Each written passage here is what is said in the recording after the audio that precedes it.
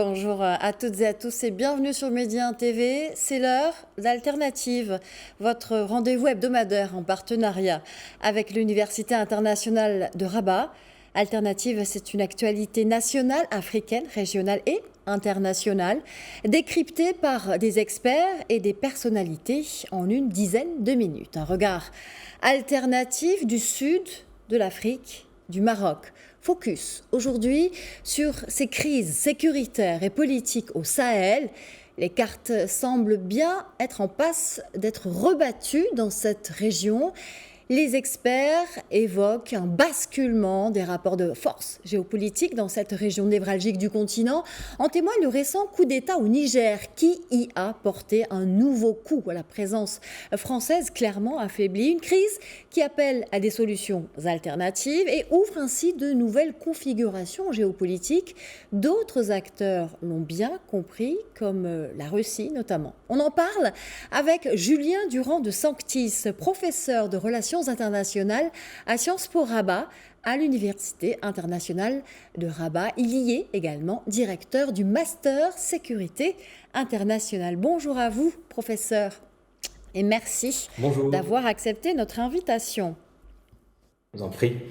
Bienvenue dans Alternative. Alors, après les différents coups d'État au Sahel, notamment au Mali, au Burkina Faso et désormais au Niger, l'ambassadeur de France a clairement officiellement quitté le territoire nigérien aujourd'hui.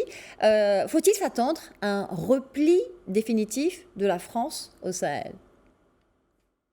Écoutez, dans un premier temps, il est difficile de parler de repli définitif. Il va falloir attendre plusieurs mois pour voir si cette situation se confirme. Ce qui est vrai, c'est que ce repli s'inscrit maintenant dans une tendance longue, entamée maintenant au moins depuis 2 ans. D'abord, bien sûr, du fait du retrait français du Mali à la suite du coup d'État, il y a 2 ans, et puis ensuite également au Burkina Faso. Et il est vrai que le coup d'État au Niger a surpris la plupart des acteurs et de la communauté internationale. Et donc cette situation, en fait, nous indique plus clairement que la France est en train effectivement de connaître un basculement dans sa présence au Sahel. Alors cette situation, elle s'explique par des raisons maintenant profondes qu'on commence à bien connaître malgré tout. C'est d'abord et avant tout le bilan d'une présence depuis plus de 10 ans dans une intervention, l'opération Barkhane, qui maintenant, on le sait, n'a pas porté ses fruits dans la gestion de la sécurité régionale.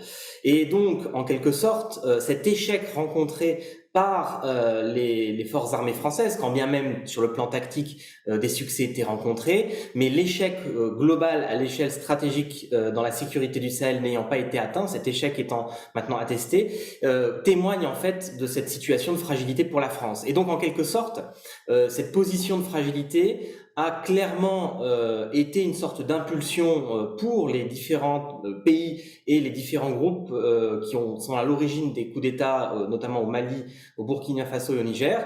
Ça a été une sorte de signal montrant qu'il était possible de renverser ce rapport de force en exigeant le départ de la France. Donc c'est ce qui s'est passé au Mali, au Burkina Faso et maintenant effectivement au Niger. Alors au-delà du retrait en lui-même, ce qui est intéressant, c'est de voir qu'il y a des facteurs aujourd'hui longs qui concourent à ce départ et qui affectent la politique africaine de la France. D'abord, dans un premier temps, le facteur le plus long, c'est sans aucun doute le fait que depuis 20 ans, l'ouverture à la mondialisation accélérée de l'Afrique a mis la France dans un état de concurrence par rapport aux autres acteurs extérieurs, des acteurs économiques notamment comme la Chine, l'Inde, la Turquie ou même la Russie, qui ont décloisonné le rapport de la France à cette région et à son ancien espace d'influence. Alors, Le deuxième facteur... Oui, je vous laisse terminer, allez-y, avant de venir au facteur. Le deuxième facteur, donc ? Oui, le deuxième facteur touche peut-être à la redéfinition de cette politique africaine depuis 20 ans. La France n'a plus de cahier directeur dans sa politique africaine. Clairement, elle manque de diversité et donc elle s'est repliée un peu mécaniquement sur la dimension militaire. Et puis le troisième facteur, c'est tout simplement les crises politiques des États sahéliens où la France était déployée, ces crises n'ont pas été anticipées et n'ont pas permis du coup à la politique étrangère française de se réadapter en fonction du basculement de ces pays. Alors, suite à cet échec global attesté, suite à cette fragilité dont vous parlez de la France, suite à ce manque d'adaptabilité de l'Hexagone sur le terrain sahélien, une France qui a privilégié donc une dimension purement et strictement militaire, qui pourrait aujourd'hui qui tire déjà profit de ce nouveau rapport de force au Sahel? Alors effectivement, on pense tout de suite à la Russie, de manière indirecte, notamment via les services de cette société militaire privée qui est la société Wagner, et d'autres sociétés d'ailleurs qui essaiment en Afrique, qui sont des sociétés militaires privées russes. Alors la Russie effectivement s'est engouffrée clairement dans la faille du dispositif français de cette présence. Elle s'est engouffrée notamment en mettant en œuvre une stratégie de contre-influence à l'échelle médiatique, de ce qu'on appelle l'infoguerre, donc en laissant transparaître les faiblesses de la France sur le terrain, notamment lors de ses engagements militaires au Sahel, et a réussi progressivement à s'emparer d'une partie de l'opinion médiatique africaine dans ces pays, en laissant penser que la France était donc en position d'échec, en position de puissance néocoloniale, et que par conséquent, elle n'avait plus raison de subsister dans ces pays. Et donc, au-delà de la simple dimension mercenariale de Wagner, c'est-à-dire l'emploi de militaires sur le terrain sahélien, c'est surtout la bataille de l'information et de la communication qui a été la plus réussie peut-être pour cette société, qui travaille donc indirectement pour la Russie. Alors, ceci dit, parler de remplacement de la France par la Russie est pour l'instant tout à fait imprudent, tout simplement parce que la Russie ne dispose pas pour le moment d'une infrastructure et d'une présence militaire profonde dans les pays concernés. Elle n'a pas d'accord approfondi comme le sont les accords militaires français au Sahel, dans les différents pays. Elle n'a pas de présence officielle, donc ça reste une limite. Elle n'est pas encore déployée dans des opérations officielles et elle ne possède pas les liens que possède la France avec ces pays qui sont accumulés depuis des décennies, voire maintenant un demi-siècle. Et donc par conséquent, on ne peut pas encore parler d'un remplacement. Mais en revanche, cette stratégie a clairement fait du mal à la politique étrangère de la France et l'a mise en défaut de manière réelle. Et la mise en dépôt de manière réelle. Alors, précisément, cette nouvelle configuration géopolitique au Sahel, quelle place donne-t-elle aux acteurs africains continentaux et régionaux de sécurité, précisément aujourd'hui?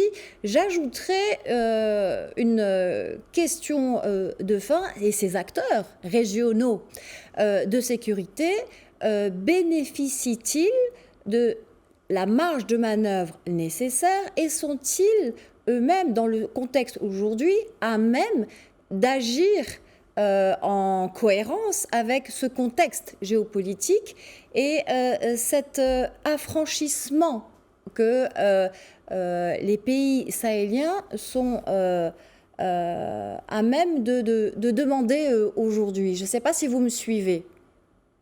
Oui. Alors, pour répondre à cette question, effectivement, on pourrait dire qu'il y a deux tendances. D'abord, les structures régionales et continentales africaines aujourd'hui disposent sur le papier de mécanismes de prévention, de gestion et d'intervention dans les conflits en Afrique. Depuis 2002, l'Union africaine possède une structure de paix, une architecture de paix et de sécurité qui est dotée techniquement d'un conseil de sécurité, de forces africaines en attente et de tout un ensemble de mécanismes de prévention et de gestion des conflits.